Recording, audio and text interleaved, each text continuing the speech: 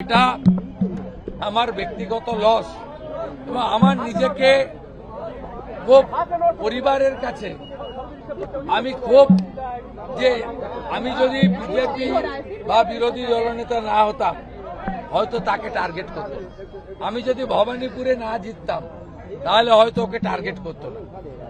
এই মানসিক দংশনে আমিও বিদ্ধ।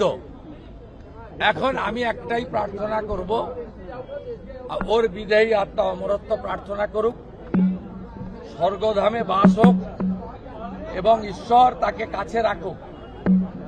এয়ারফোর্সের সদস্য হিসেবে ভারত মাতাকে সেবা দিয়েছেন, এবার ভগবান তাকে ভালো রাখুক, এটাই প্রার্থনা।